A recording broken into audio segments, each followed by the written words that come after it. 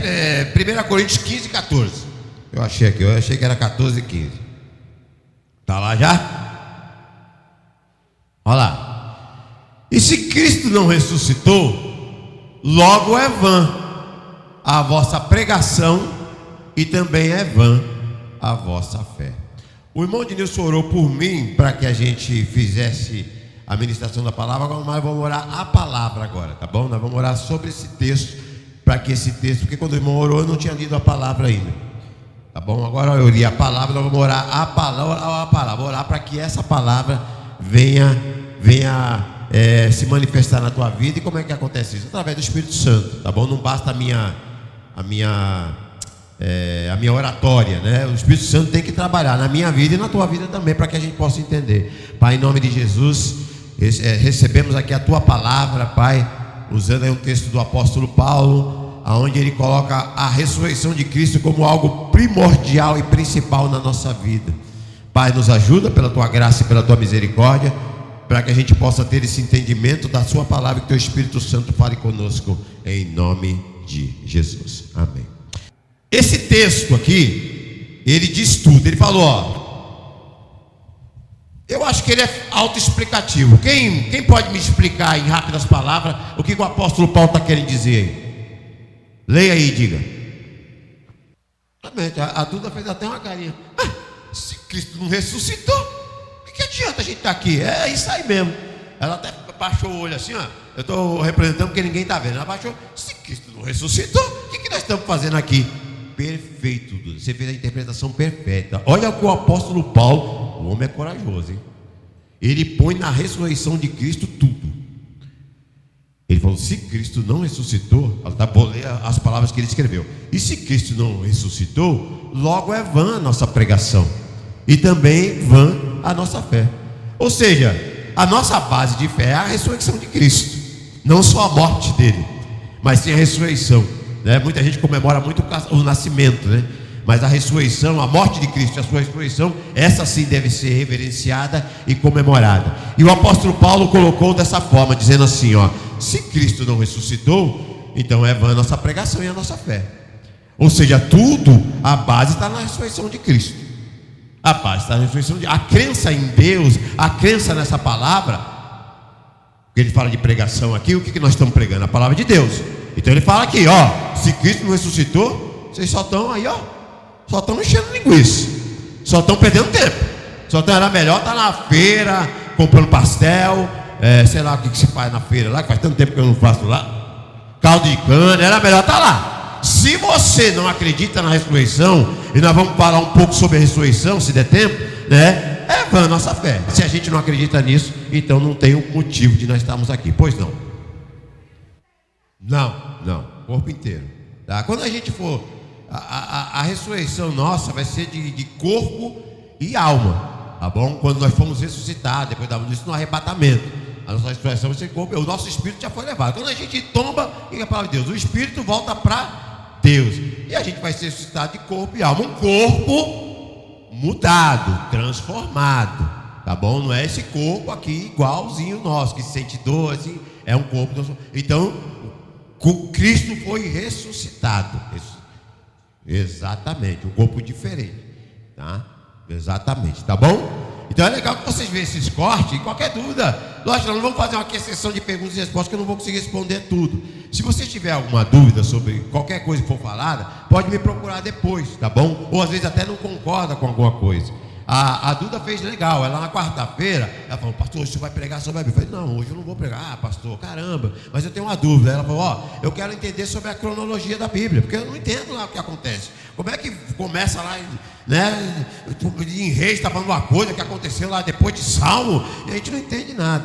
E existe realmente uma cronologia, existe uma forma de você ler a Bíblia de forma cronológica. Só para você entender, só dando uma palhinha sobre isso, porque como a Duda falou, eu fiz as minhas anotações sobre isso para falar. Não vou conseguir falar sobre isso hoje, provavelmente, Duda, provavelmente.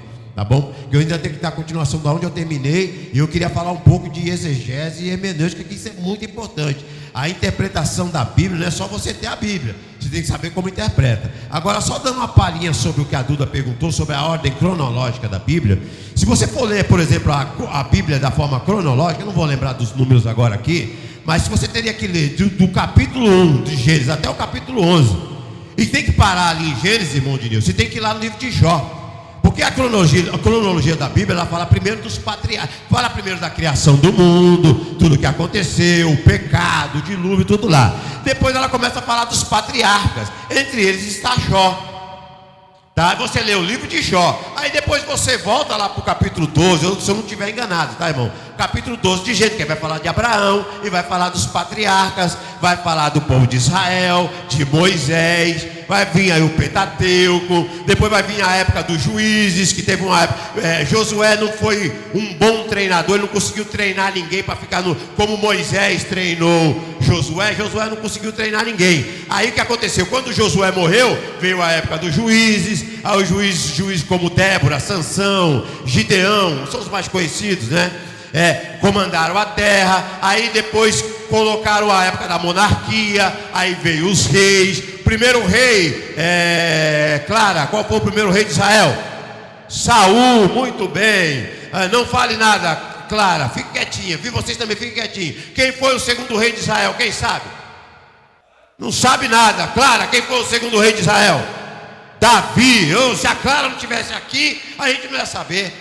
Quem foi o terceiro rei de... Não fala, Clara. Quem foi o terceiro rei de Israel?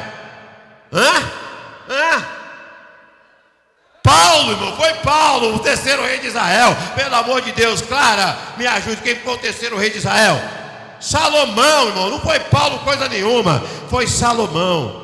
Ou seja, veio a época do reinado. Os reis começaram a governar. Aí o quarto rei, que foi o filho de Salomão, Roboão, se eu não me engano o nome dele, o reino se dividiu em reino do norte e reino do sul. Aí houve uma guerra, depois veio o exílio. Ou seja, estou dando só uma ordem cronológica, mas você tem que buscar na Bíblia essa ordem para ler, e aí você vai entender melhor, senão você não vai entender. Você não vai entender. Então é muito importante o estudo da Bíblia, uma coisa que a gente está se pegando aqui. Mas eu vou trazer um estudo sobre isso, sobre a cronologia, tá bom, Duda? Fica tranquilo, vou falar sobre isso. Mas hoje, provavelmente, pelo tempo ali, eu não vou conseguir falar sobre isso. Mas vocês precisam buscar essas informações, são muito importantes, porque vai acontecer com a Duda, como aconteceu comigo também. Eu não comecei a estudar isso agora, mas já estudo isso há mais de 10 anos. Mas começou comigo, eu falava, caramba, está aqui no livro de Reis falando de Elias. Mas Elias foi lá quando o reino se dividiu. Como é que eu leio lá no reino dividido e depois volto para o livro de Reis, de Samuel? Então é muito confuso. Se você não souber fazer essa leitura de forma cronológica, ou pelo menos entender a Bíblia de forma cronológica, quando você lê, você não vai entender. Você não vai entender, tá bom? Isso é muito difícil. E tome cuidado. A Duda falou que foi ler. Qual o livro mesmo que você começou a ler? Não, foi outro livro que você falou que já leu. Eclesiastes, que é um livro difícil, porque é um livro poético. Imagine, quem entende alguma poesia aí? A gente não entende nada de poesia, né? A gente lê uma poesia, ela não entende palavra nenhuma. Então imagine uma linguagem clássica, escrita de forma clássica. É muito difícil de entender se você não tiver um pouco de conhecimento da Bíblia. Mas o que eu estou trazendo aqui é de uma forma que não é, se eu não for teólogo eu não vou conseguir entender. Não, irmão. Eu estou trazendo aqui de uma forma para que a gente pense sobre isso e pesquise um pouco mais, perca um pouco mais de tempo com a Bíblia. Perca um pouco mais de tempo com o estudo da Bíblia, senão você não vai conseguir entender. E se não entender, irmão, vai acontecer que nem a Lidiane falou aí, ó. Falam as coisas aí, a gente não sabe, não entende, e aí fica voando aí. Teve uma pesquisa lá nos Estados Unidos que os agnósticos, olha, presta atenção, que os agnósticos e os ateus têm mais conhecimento da Bíblia do que os evangélicos. Agnósticos e ateus que não creem em Deus. Eu não sei nem o que eles estão lendo na Bíblia, vocês não creem em Deus, né? Mas a pesquisa diz que eles entendem, porque eles pesquisam muito para depois debater com a gente. Os agnósticos e os ateus estão na frente dos evangélicos. Eles conhecem mais de Bíblia do que a gente. Isso lá nos Estados Unidos. Irmão, se fizer uma pesquisa dessa aqui no Brasil, Jesus, tem misericórdia. Mas aqui não. Se fizer essa pesquisa aqui nessa igreja, eu tenho certeza que vai dar. A gente chama a Clara para ajudar a gente, né? A gente chama a Clara para... Aleluia, tem misericórdia, Senhor. Vamos lá então, irmão? Toda vez que eu começar a falar sobre a Bíblia, eu vou falar isso aqui que eu vou falar agora, tá bom? É a estrutura da Bíblia, para a gente entender. A Bíblia, para mim, ela é mais do que um documento, é mais do que um livro de história. Para mim, ela é um documento, está registrado muita coisa, tá? É um livro que não foi escrito por Deus, foi Deus que mandou. Escreveu lá para o anjo Gabriel, escreveu lá no dedão dele lá, deu para o anjo Gabriel, falou: anjo Gabriel, vai lá na terra e dá essas escritas aqui para o meu povo. Foi assim que a Bíblia foi escrita. Foi lá para o anjo Miguel, escreveu o novo mandamento, né? E deu para o anjo Miguel e mandou: vai lá e leva para o meu povo. Foi assim. Foi escrita por quem? Por homens. Por homens. Inspirado por Deus, é lógico, mas por homens. A Bíblia tem erro? Ah, legal, pensei que você ia falar. Porque quando eu faço esses estudos, os pastores têm medo de falar que a Bíblia tem erro. Vou apresentar alguns aqui que eu apresentei no dia. Vamos ver se eu lembro aqui. Por exemplo, a Bíblia fala os 4 cantos da terra. Isso está certo? Não, porque a Bíblia ela é redonda. E algo redondo, não tem nada aqui redondo, ele não tem canto. Ou seja, acredita-se, porque naquela época acreditava que a terra era o quê? Era plana. Era plana. Então isso é um erro de colocação, mas é um erro. Vocês concordam comigo? Outro erro, Josué falou: a lua e o sol parou. Está correta essa afirmação? Não, porque hoje a gente sabe que quem se movimenta?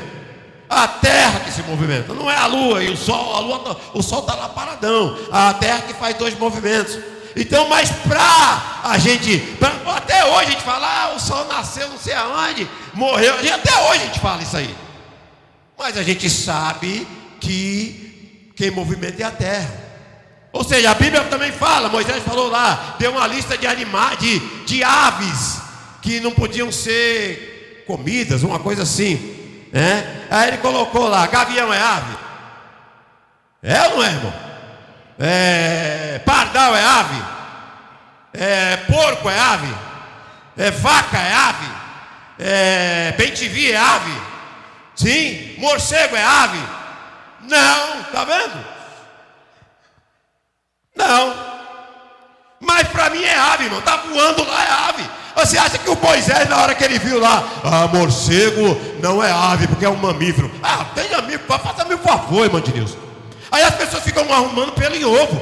Não, porque minha Bíblia está errada. Está dizendo que o morcego é ave, mas o morcego é mamífero. A baleia, para mim baleia é peixe. Não, mas a baleia é um mamífero. Para mim baleia está dentro da água, está mergulhando lá, é peixe, ponto, acabou. Não, mas que é um mamífero, tudo bem. Ou seja, existe erro, existe. Foi o homem que escreveu. Foi o homem que escreveu. Não tem 4 cantos da terra. A terra, não, mas que a NASA teve um complô que não tem foto. Você pesquisa isso aí fácil. Do globo terrestre. Um dia um pessoal desse que defende que a terra é plana, ele falou assim: não, mas essa ideia da terra plana é global. Eu falei: como assim? Você não acredita que a terra é um globo e está usando essa frase? Não, essa ideia da terra ser plana é global. Eu falei: como assim? Me explique isso aí melhor. Então, irmãos, a Bíblia ela tem alguns erros sim, de escritas, por causa do entendimento. O cara viu um morcego lá, estava voando, é ave, meu. Agora, depois ele foi descoberto que era um mamífero. Até aí tudo bem? A Bíblia tem alguns erros, algumas dificuldades de interpretação. Sim, nós temos que aprender a conviver com isso. Vou falar um pouco da estrutura da Bíblia. Isso sempre eu vou falar quando eu começar.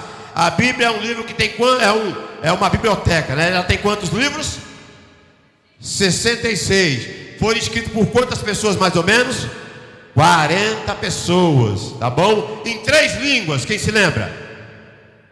Grego e hebraico, línguas que não existem mais. Olha só a dificuldade, irmão Diniz. São línguas que não, nem o grego, aquele grego que era falado naquela época, não existe mais. O hebraico que era falado naquela época, não existe mais.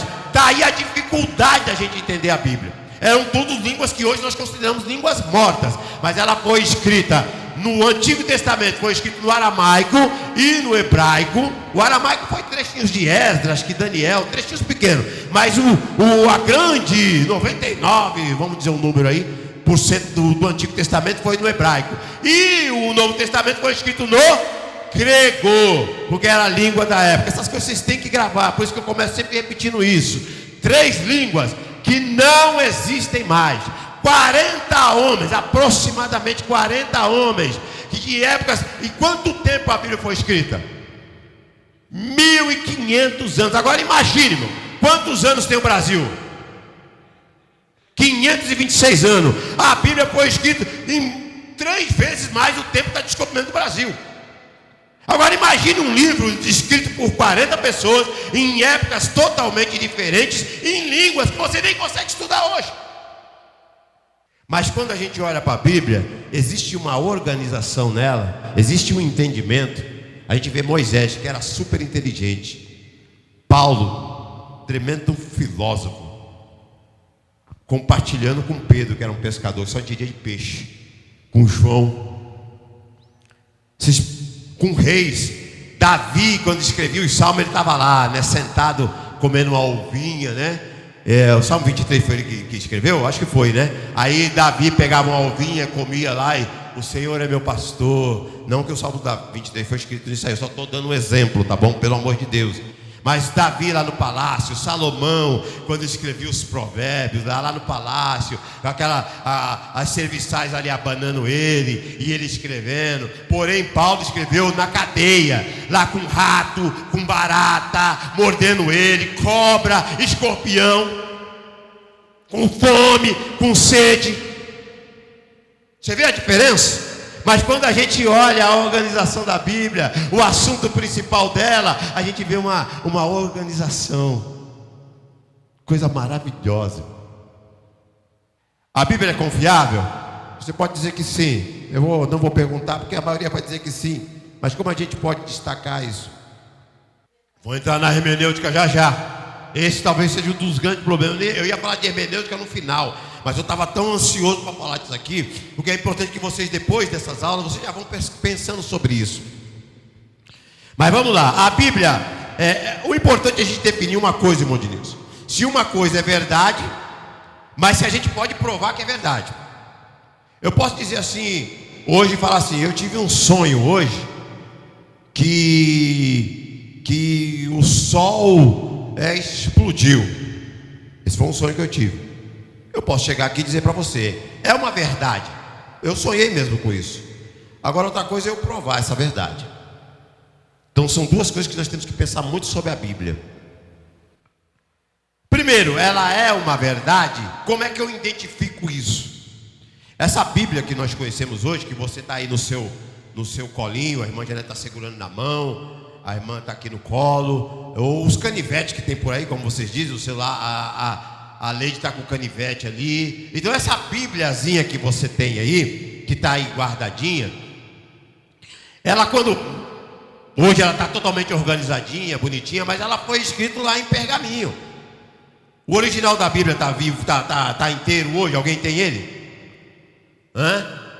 Não, irmão, a gente não consegue guardar um papel. Eu às vezes compro as coisas da igreja e tiro nota. Quando você olhar um mês depois, a escrita já sumiu. Agora imagine naquela época. Então a gente não tem a escritura original. Então, pastor, como é que você prova? Eu não estou aqui para provar nada, tá bom? Eu não estou aqui para provar nada. Uma das coisas que quando você como é que eu posso dizer? Quando você for ler a Bíblia, você também tem que ter uma boa vontade para ler a Bíblia. Primeiro orando, né? Porque ela é inspirada por Deus. Então você tem que conhecer quem é o autor da Bíblia primeiro. Então você tem que ter uma boa vontade. Como é que eu sei que a Bíblia ela é verdadeira? Por causa da quantidade de cópias que ela tem. Cópias no original, no hebraico, no aramaico, no grego. São mais de 5.000 cópias. Já ouvi falar em números, eu não vou falar número exato, porque eu também não sei. 5.600 a 5.800. O que prova isso, pastor? Prova o seguinte: você já ouviu falar de Platão? Todo mundo fala de Platão, um grande filósofo. Platão não teve nem 10 cópias. E todo mundo fala, Platão segue as filosofias de Platão. A Bíblia tem hoje mais de 5.000 cópias, ou manuscritos, todos copiados. Como é que eu sei? Como é que eu sei? Aí beleza, pastor, mas e aí, como é que eu sei? Quando você põe uma cópia do lado da outra, elas são quase idênticas. Quase idênticas.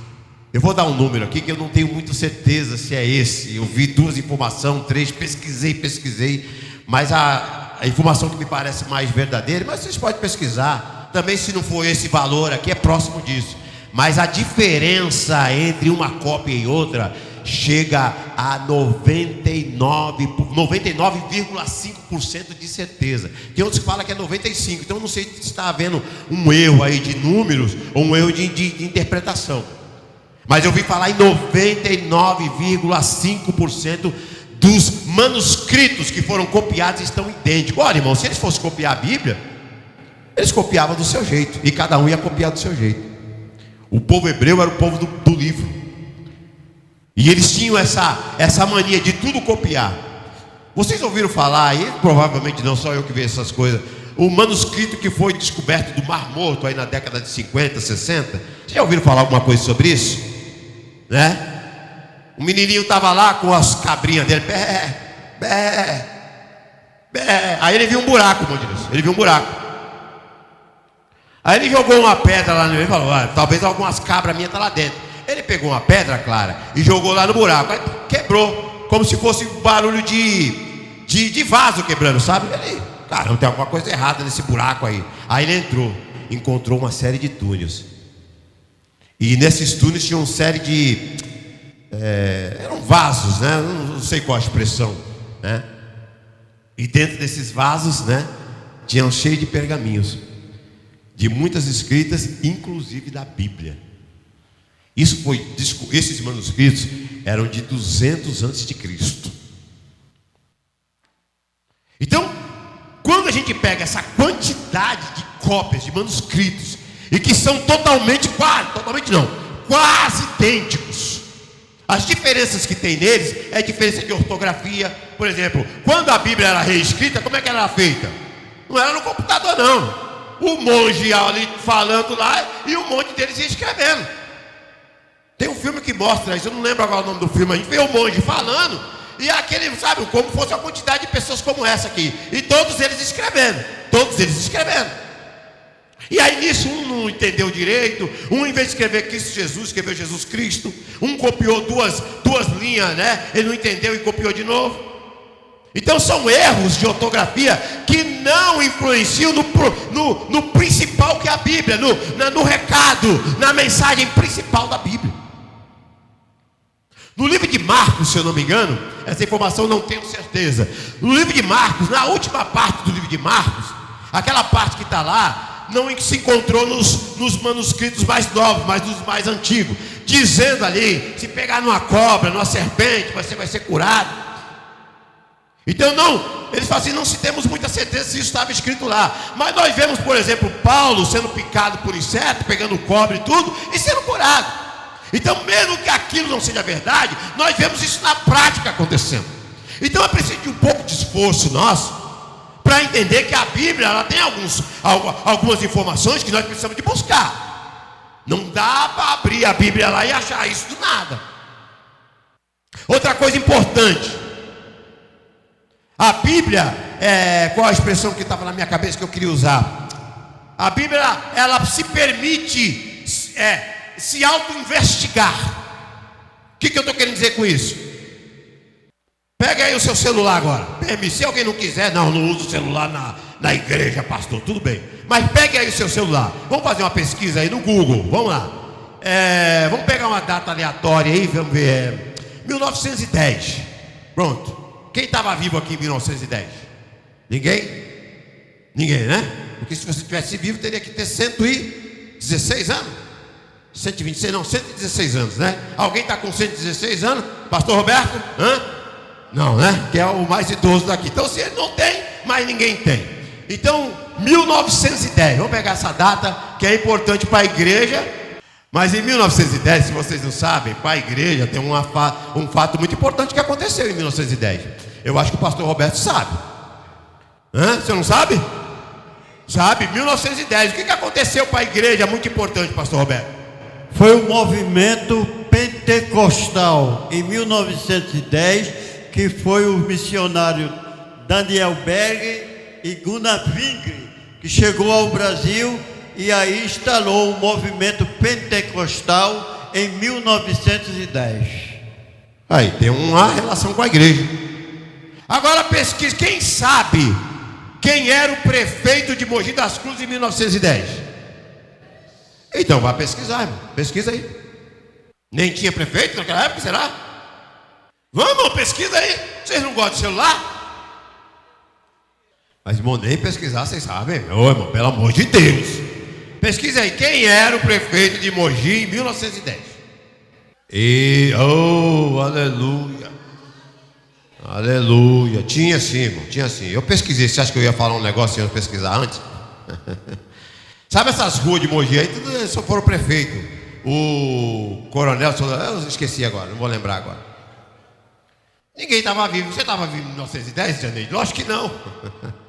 E como é que a gente sabe quem era o prefeito? Pesquisando a história. A gente pesquisa a história e acredita, mas não quer pesquisar a Bíblia e não acredita. Deixa eu falar uma coisa importante para você. No livro, abra a sua Bíblia aí. Agora abra a Bíblia. Abra a sua Bíblia no livro de Lucas. Lucas 3.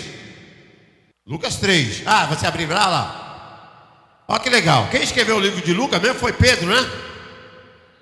Foi quem mesmo? Foi... Hã? Lucas, o judeu, amém? Lucas, o judeu, amém? Não era judeu nada, irmão. Foi um dos poucos não judeus que escreveu a Bíblia, né? Na verdade, uma curiosidade, que eu estudo isso há muito tempo, mas eu lembrei aqui, a gente vai lembrando e vai falando.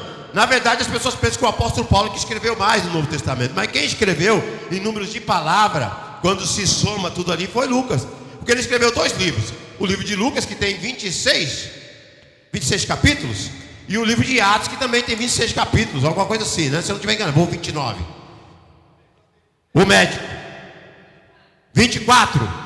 Então, quando você soma tudo que o apóstolo Paulo escreveu e tudo que o Lucas escreveu, dá ali um empate técnico. E dizem que Lucas escreveu um pouquinho mais que Paulo ainda. Olha só que interessante. Ele escreveu só 2 livros. O apóstolo Paulo escreveu 13. Mas porém os livros do apóstolo Paulo eram bem menores. Só uma curiosidade. Olha só que Lucas escreveu. No ano 15 do império de Tibério César, sendo Pôncio Pilatos o presidente da Judéia, Herodes o tetrarca da Galiléia e seu irmão Felipe, tetrarca da Itureia e da província, nossa, que leitura, hein? Da província dos Traconites e das Lisânias tetrarcas do Abilene. Põe mais um versículo aí. Sendo Anás e Caifás sumos sacerdotes, veio no deserto a palavra de Deus a João, filho de Zacarias. O que vocês entenderam aí? Nada, né? Falei em línguas, tem hora que eu estava falando Caifás nas náguias. Mas sabe o que tem interessante aí, Duda? Ele deu nome e local e época. Ou seja, a Bíblia, ela se permite ser investigada.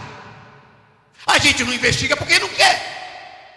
Porque não tem tempo, porque eu tenho que ver os rios lá do Facebook, porque eu tenho que conversar com os irmãos no WhatsApp, que eu não posso voltar no jogo de futebol lá que o Henry e o pastor Cleito criou. Aí não sobra tempo. Mas a Bíblia, ela se permite investigar. E eu investiguei. Falei, é mesmo? Vou investigar. E investiguei. No ano 15, quem era o imperador romano? Apareceu lá o mesmo nome. Alguns nomes são um pouco diferentes. E aí eu fui pesquisar também. E vi também que os nomes, como era escrito em latim, em grego, às vezes é um pouco diferente. Mas pesquisei e fui a fundo.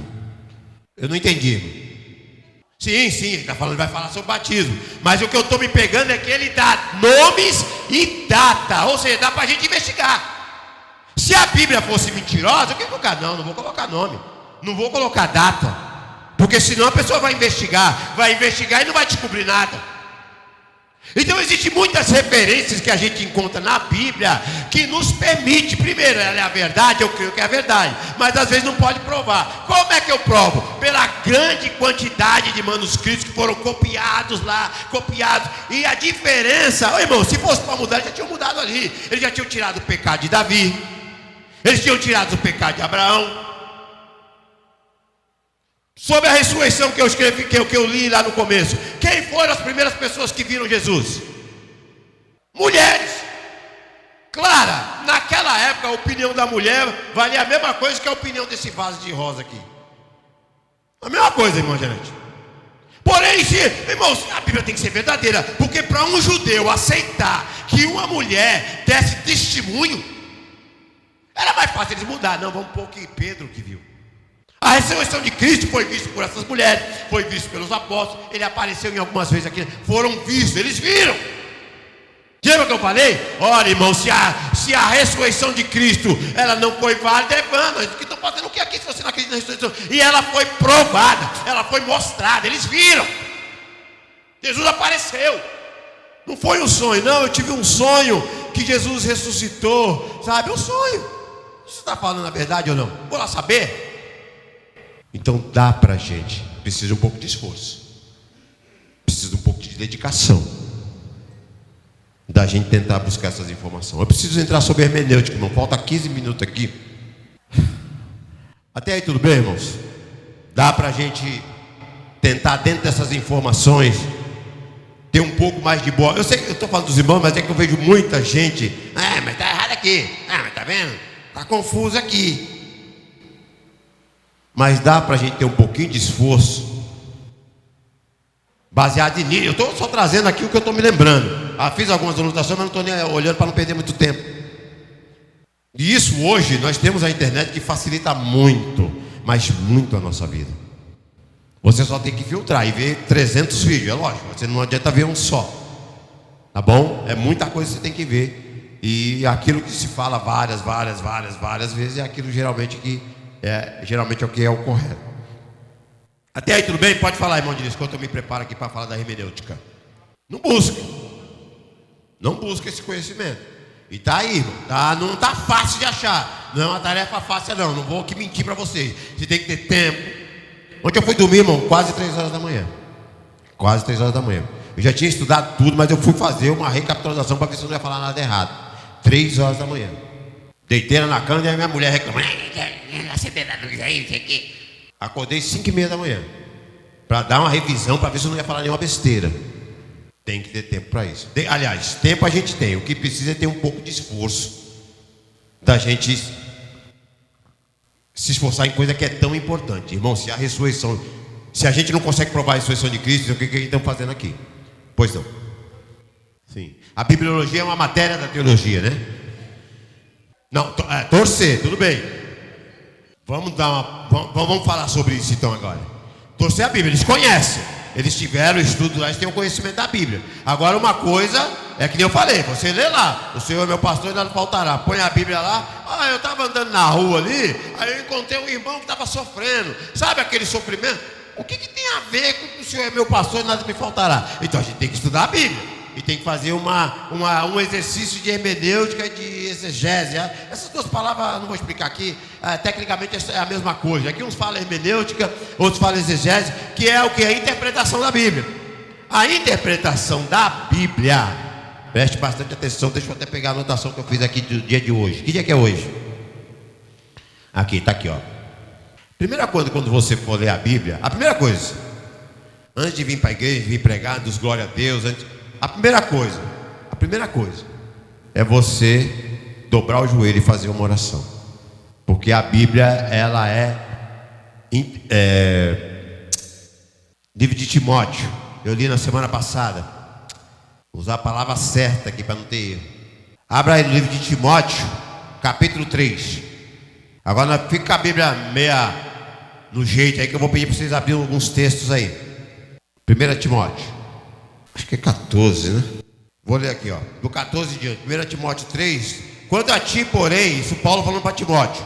Quanto a ti, porém, permanece naquilo que aprendeste, e o que diz estás convicto, sabendo de quem tem aprendido. Pois desde a infância conheceste as sagradas letras, que podem fazer sábio para a salvação, pela fé que há em Cristo Jesus. Versículo 16: toda a escritura é divinamente inspirada e proveitosa para ensinar, para repreender, para corrigir e para instruir com justiça. E o versículo 17: a fim de que todo homem de Deus seja perfeito e perfeitamente preparado para toda boa obra. Então, toda a escritura é divinamente inspirada, proveitosa. Ou seja, a Bíblia, a primeira coisa quando você vai ler a Bíblia é orar. Se ela é a inspiração de Deus, você tem que conhecer primeiro quem foi ou quem é o autor, para que você possa ser inspirado. Você tem que ter um pouco de boa vontade. O irmão Denilson fez uma oração aqui para iniciar a mensagem. Eu lia o texto e nós oramos o que? A palavra. A primeira coisa quando você for fazer, irmão, quando você for estudar a Bíblia, dobre o seu joelho e fala. Não precisa ser uma oração de 2 horas não, mas dobre o seu joelho e faça uma oração e peça para que Deus revele ou inspire você. Tá bom? Esse é o primeiro ponto. O tempo não vai dar para me falar um pouco sobre isso, mas vamos fazer o seguinte: para a gente ganhar tempo, eu vou pegar 3 textos aqui na Bíblia que são interpretados de forma errada. Então, para se fazer uma exegese, estude isso depois. Uma hermenêutica legal que você tem que fazer: primeiro, dobra o seu joelho e faz uma oração. Segundo, estudar o personagem que escreveu, a época que foi escrito, para quem que foi escrito, pegar o contexto de antes, o contexto de depois, e não só o contexto daquele livro, o contexto da Bíblia, porque pode estar escrito uma coisa aqui em um texto, mas que a Bíblia inteira fala outra coisa. Então o contexto tem que ser geral, não só daquele texto que você está lendo, o contexto bíblico. Eu vou pegar três situações que eu vejo aqui não, na igreja não, mas que eu vejo direto, que eu com certeza já devo ter feito isso direto. Quem já viu aquela frase? Não, é um versículo bíblico: posso todas as coisas naquele que me fortalece. Quem já viu esse versículo? Eu já vi no chaveirinho do carro. Eu já vi gente seu cartão tem, irmão? Oh, glória! Eita, irmão Diniz. Calma, não está errado não. Não, calma, não precisa tirar não. Desde que o senhor entenda o que o senhor colocou lá. Olha, eu não queria arrumar confusão. Esse irmão Cleito. Então ele entendeu.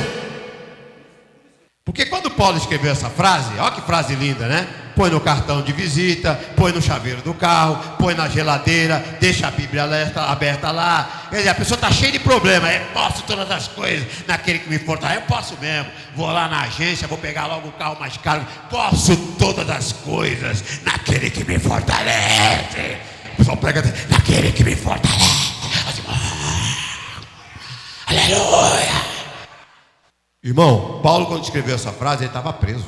Aí alguém pergunta: Paulo, me explica esse mistério aí, Paulo. Como você tudo pode naquele que fortalece, você está preso? Sai da prisão aí, filho. Mas é como o irmão de Deus pegou, ensinou. Ele pegou, olha, sei passar por abundância, sei passar por fome, sei passar por alegria, sei passar por dor. Aquele livro de Filipenses é o livro conhecido, o livro da alegria. Ele, apesar de estar preso, ele fala: estou alegre nisso. A palavra alegria aparece várias vezes naquele texto. E como pode estar uma pessoa alegre preso? Aí é que está o segredo. Isso é o grande problema que agora a Ruth falou. Mas o cara estuda lá e torce a Bíblia. Ele pega aquele texto, põe lá numa campanha, tudo posso. Irmão, dá sua oferta que não sei o que. Venha fazer oração comigo, porque eu que sou o apóstolo aqui que tenho autoridade para abençoar você. Você faz pela campanha, passa pelo vale de sal aqui, mas deixa sua oferta no envelope. Glória, deixa sua oferta no envelope. Eu vou orar por você, porque tudo posso naquele que me fortalece. Mas o apóstolo Paulo quis dizer o seguinte: passo fome, passo alegria. Eu sei passar naufrágio, eu sei passar por isso. Já passei, irmão. O apóstolo Paulo era rico, bem de situação. Quando ele foi para o evangelho, foi a pior desgraça. Muita gente fala: depois que eu vim para o evangelho, essa semana eu vi, depois que eu vim para o evangelho, eu não sei o que, tudo deu errado. O apóstolo Paulo podia falar o mesmo. Então a exegese, a hermenêutica, era se fazer um texto, uma frasinha que todo mundo sempre fala, né? Texto sem pretexto, texto sem contexto, é pretexto para heresia. Vamos pegar outro, que todo mundo, eu já devo ter falado, todo mundo fala. Onde tiver 2 ou 3, marca aquela reuniãozinha de oração, né? A reunião de oração, os irmãos não gostam de orar e não vem quase ninguém, né? Aí tá, tem 2 ou 3, a gente, Senhor, aí olha, eu estou orando aqui no microfone, só tem lá o Rafael, a irmã Selma e a irmã Janete, né? Aí eu olho, desanimado, mas não vem ninguém. O irmão Glória está lá, não vem, não faz nada, não vem para a igreja. A irmã Maria não vem, a Janeide não vem, pô, tá louco. Aí estou orando lá e pensando brabo, né? Brabo, Senhor. Aí depois eu lembro, Senhor, mas onde tiver 2 ou 3 reunidos no seu nome, ali tu estás, né? Quem nunca, né? Eu. Você fala isso, meu Deus. É bom que você vai aprender. Tá vendo? A minha irmão, você vê, eu não conversei com ninguém. Eu fico trazendo essas mensagens, só arrumo confusão aqui. Mas vamos explicar, porque eu preciso terminar. Mas Mateus 18, se eu não me engano, vamos lá. E é bom que a gente aprende. Na verdade, lá tem uma história mais 18. Acha lá, 18. 18 e 20? Isso, mas aí, 18 e 20 é o versículo. Mas a gente tem que analisar o contexto, que é justamente onde a gente erra. Tiver 2 ou 3 reunidos no meu nome. Vamos lá, 18 e 20. Deixa eu voltar um pouquinho atrás, Perdão do pecado, versículo 15 está bom, já tem até um subtítulo que ajuda aqui. Aqui já está tudo marcado, que provavelmente eu já preguei nisso aqui, Se porém teu irmão pecar contra ti, vai e repreende. Ele repreende-o entre eles só. Se te ouvir, ganhaste teu irmão. Versículo 16. Se porém ele não te ouvir, leva contigo 1 ou 2. Está vendo? 1 ou 2. Você lembra lá? 2 ou 3 reunidos. Leva 1 ou 2, para que pela boca de 2 ou 3 testemunhas, toda palavra seja confirmada. Deixa eu só explicar até aqui. Então o que acontece? Na igreja vai lá um irmão cometer um pecado lá. Aí você vai lá e repreende ele. Irmão, você fez aquilo lá, não deu certo, mano, não é bom. Não sei o que. Aí você que faz? Eu pego a Ruth, pego o pastor Roberto e vou lá. 2 ou 3, para ter uma testemunhazinha que eu fui lá. Repreendi a pessoa. Repreendi, modo de dizer, né? Ele foi lá, conversamos com a pessoa. Até aí tudo bem? Beleza? Então está falando do pecado do irmão na igreja. Em verdade vos digo que tudo que ligares na terra. Olha esse versículo como é perigoso. Olha o perigo aqui, É mais heresia aqui. Em verdade vos digo que tudo que ligares na terra será ligado no céu, e tudo que desligares na terra será desligado no céu. Também vos digo que se 2 de vós concordares na terra a respeito de qualquer coisa, eita que perigo, hein? A respeito de qualquer coisa que pedirem, ele será dada por meu Pai que está no céu. Então imagine, é como um cheque em branco, né? Porque o jovem não sabe o que é cheque, né? É o cheque em branco. Eu pego um cheque em branco, só assino ele e dou para a irmã Selma. Irmã Selma, vê lá o que a senhora precisa, já está assinado. É um cheque em branco que Deus dá para nós? Não, é só eu concordar. Então eu concordo com o irmão Denilson. Vamos derrubar aquele erro, rapaz. Aquele erro é chato, né? Está atrapalhando aqui, fica negócio de jogo. Eu não gosto de futebol. Eu já me machuquei, né? Vamos juntar nós dois, vamos orar para o Senhor para derrubar aquele rapaz. Fica de óculos escuros na igreja, se achando. Vamos orar. Vamos orar nós dois aqui. Vamos concordar para derrubar ele. Olha o que a palavra está dizendo. Se 2 ou 3 concordar aqui na terra, será concordado no céu. Mas não tem nada a ver com isso. O contexto é de alguém que comete um pecado e que a gente se junta e vai conversar sobre ele. Primeiro repreende a pessoa, beleza. E depois você vai, não quis, você leva 2 testemunhas. Aí no versículo 20 que a Leide falou, vou ler o versículo 20. Pois onde estiverem 2 ou 3 reunidos em meu nome, ali eu estou no meio deles. Então esse versículo aqui, quando a gente fala de 2 ou 3, é sobre o pecado do irmão. Não é sobre a quantidade de pessoa que está na igreja. Não é sobre a quantidade de pessoa. Se aplicou uma hermenêutica errada aqui. Então a gente só pega esse versículo e fala, tem 2 ou 3, se tiver 2 ou 3, Deus está presente. Irmão, se tiver um, Deus já está presente. Perfeito. Está falando de disciplina.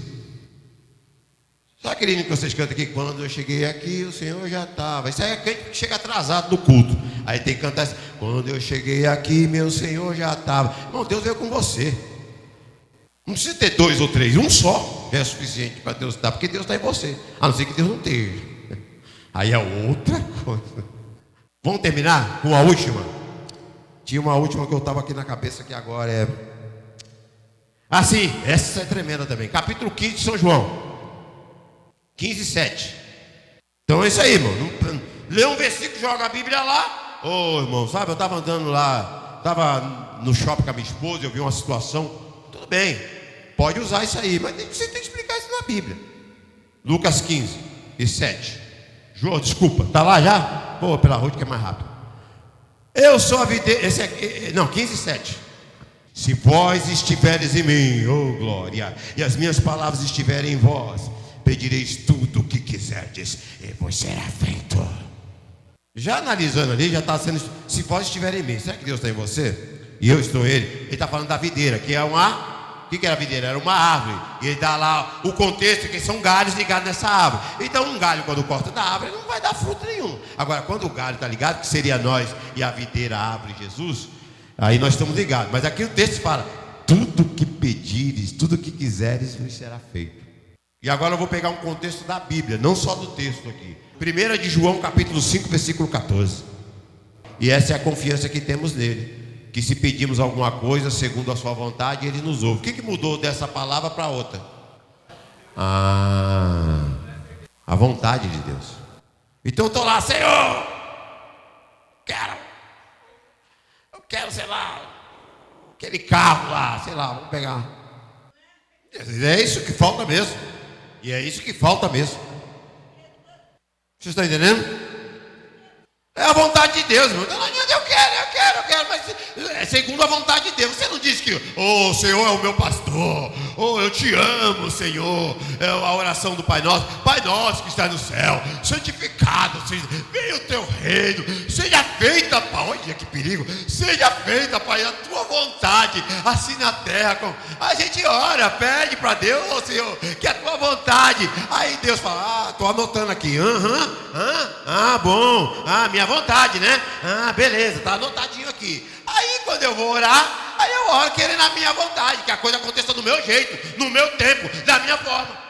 E a palavra de Deus, ela fala, capítulo 15: pedireis tudo o que quiseres, você será feito. Mas lá na minha epístola está falando: você vai orar, mas vai acontecer as coisas segundo a vontade de Deus. Então quando você orar: Senhor, se for da sua vontade, faz isso. Isso. Se for nessa linha, irmão, quando a gente vai para Tiago lá, o que Tiago fala? Por que a maioria das nossas orações a gente não recebe? Porque a gente pede só coisas para os nossos prazeres, para os nossos deleites, para resolver na situação. Dificilmente a gente ora com uma pessoa que está lá, está precisando, e quando a pessoa consegue, a gente fica feliz com a pessoa. Não, a gente ora sempre para aquilo que a gente quer e para satisfazer um desejo nosso. Geralmente, aí o apóstolo Tiago falou, aliás, Tiago, que não é apóstolo, ele pregou lá, falou: olha, sabe por que vocês oram e não recebem? Porque vocês oram só pensando nos seus prazeres, nos seus desejos, pensando no prazer, pensando em outras pessoas. Eu só pego só, irmão, diz: Senhor, eu quero, Senhor, eu preciso, Senhor, me dá. Aí depois a gente troca: Senhor, me dá, Senhor, eu preciso, Senhor, eu quero. E a gente só pensa nisso. Aí por isso que Tiago falou: a gente não ouve, Deus não ouve nossa oração, porque a grande maioria da nossa oração é só pensando no nosso bem próprio. Só pensando no nosso bem próprio. Então hoje, irmão, virou um festival. Pega lá o livro de Davi, a história de Davi. Davi foi lá, derrubou o gigante. Não, irmão, que o gigante vai ser destruído na tua vida. Mas não pega, irmão, será que é só isso que o Espírito Santo quis ensinar com a morte do gigante? Será que não tinha mais coisas que a gente pode aprender com aquilo lá? E aí tem que fazer um exercício de hermenêutica, de exegese mesmo, para você tentar interpretar melhor, porque aí cai no que a Ruth falou. Cleiton, mas tem um monte de gente que vai lá, estuda, faz teologia, faz a bibliologia e torce para os interesses dele mesmo.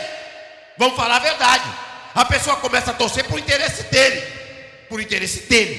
para aquilo que vai satisfazer ele, que vai ajudar ele, e aí ele começa a torcer. Mas quando a gente começa a entender a Bíblia, quando Lutero traduziu a Bíblia, ninguém sabia. A Bíblia estava no latim, nem os padres sabiam falar latim, nem os próprios padres decoravam lá o que estava escrito para falar nas missas.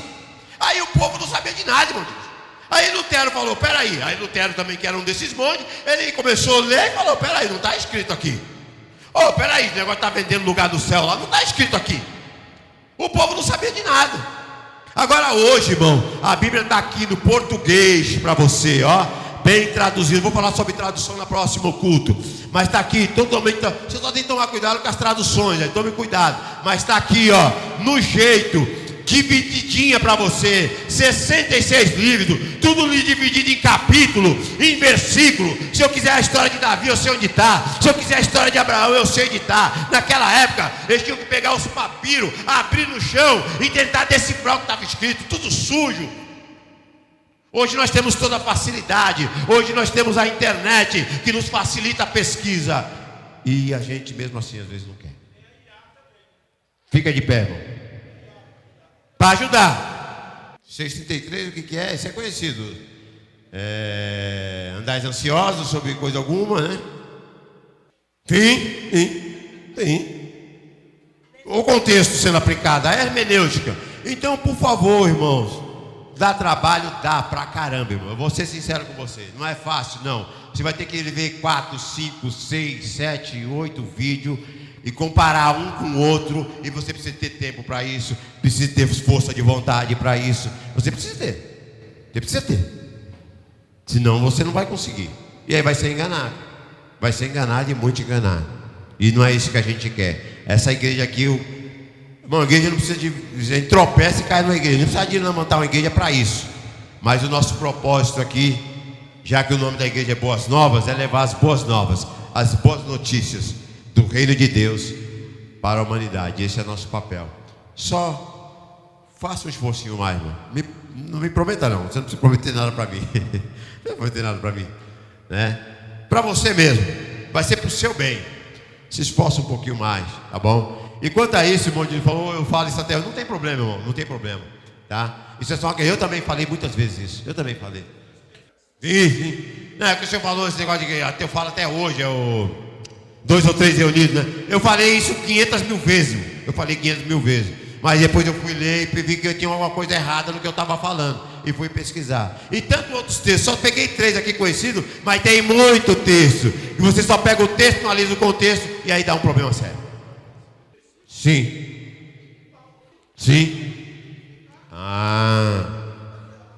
Eu sei que vocês estão tudo bravos. Essas palavras só traz confusão, irmão Sueli. Só traz confusão. Eu não vou dividir a igreja do reino do norte e do reino do sul, que nem irmão, que Deus. É bom que você saia discutindo, pensando, bravo comigo mesmo. E já esse pastor está mentindo, eu vou pesquisar lá. Eu vou ver se ele está falando a verdade. Faz isso mesmo. Se encontrar algum erro que eu falei aqui, pode falar comigo, não tem problema. Que eu posso errar também, não tem problema. Mas o importante é que você saia daqui pensando sobre isso. Essa é a ideia. 12:35, irmão, preciso terminar. Irmão, vamos fazer uma oração. Vamos agradecer a Deus. E a semana que vem, a gente vai falar sobre a formação da Bíblia nos 66 livros, né? Vocês já ouviram falar de livros apócrifos? Já ouviram? Sabe o que é isso? Nem sabe, né? Também é só eu que sei o que. Isso aí, irmão. Isso aí mesmo. Puxa, eu esqueci de falar um negócio importante. Nossa, eu prometi falar isso aí. Isso. Exatamente. Que tem 7 livros a mais e alguns trechos a mais. Semana que vem eu vou fazer uma pegadinha com vocês aqui. Vamos ver se vocês vão cair. Oi. Não, eu só estou fazendo mais aos domingos, porque eu não consigo pegar mais gente. Eu sei que o pessoal está bravo comigo. Pastor, tem que fazer na quarta também. E devia fazer, irmão. Devia fazer. É porque talvez domingo você não vai conseguir estar aí, né? É fogo.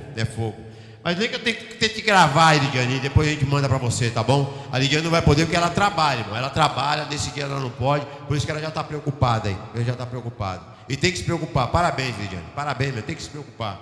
Parabéns, Luiz, você me cobrar na quarta-feira, meu. É isso aí mesmo. É isso aí mesmo. Irmão, tem uma coisa sobre a ciência, eu esqueci de falar.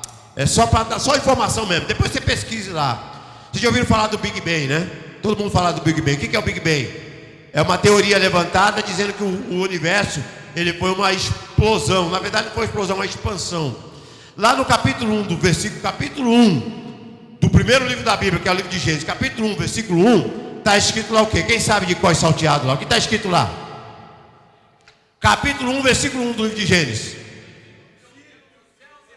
Exatamente. No princípio criou Deus os céus e a terra. A ciência diz que a terra, como é que foi criado o universo? A ciência dizia o seguinte, que o universo já existia, ninguém criou, estava lá. Porém, no século, meados do século passado, começaram a desconfiar, falaram, não, peraí, o universo foi criado. Aí eles criaram a teoria do Big Bang.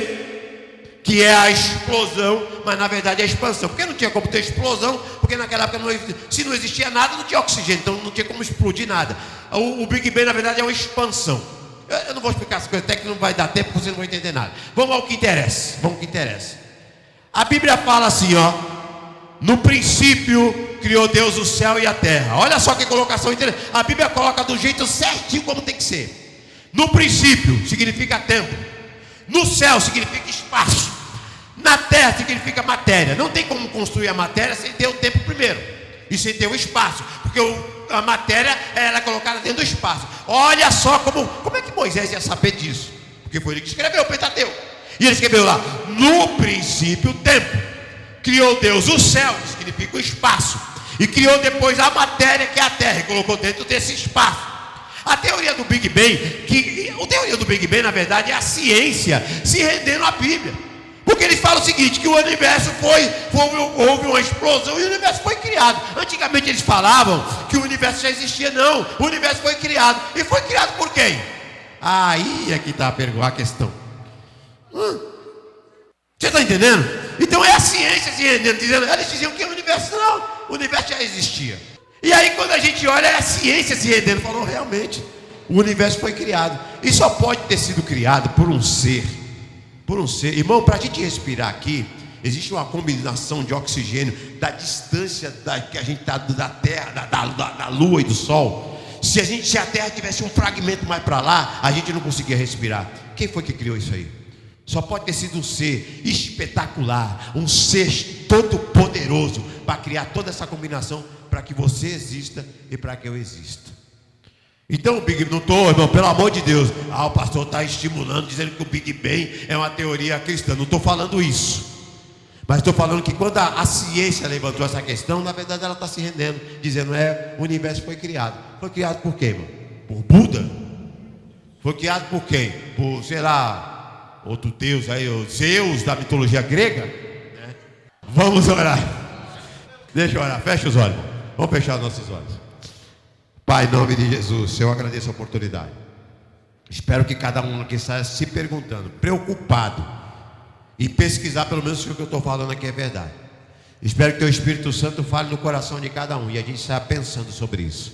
Em nome de Jesus. Obrigado pela compreensão de todos. E agradeço muito mais ao estímulo que o Senhor tem dado. E ver os irmãos tão interessados no assunto. Poderia estar gente dormindo aqui, gente querendo ir embora, mas a gente vê os irmãos interessados, querendo aprender. Que bênção, Pai. Que o Senhor estimule estimule essas pessoas a continuarem dessa forma, em nome de Jesus. Me despeço agradecendo a Ti, Senhor, por esse culto, pela palavra, pelos louvores, pelos testemunhos, pela oferta que os irmãos que puderam dar, aqueles que não puderam, abençoa do mesmo jeito. Obrigado. Dá um resto de domingo aí de bênção, um domingo abençoado, em nome de Jesus, para a glória de Deus. Amém. Glória. Que o grande amor de Deus, a graça do nosso Cristo. Pode aplaudir primeiro. Não a mim, né? Ao Senhor.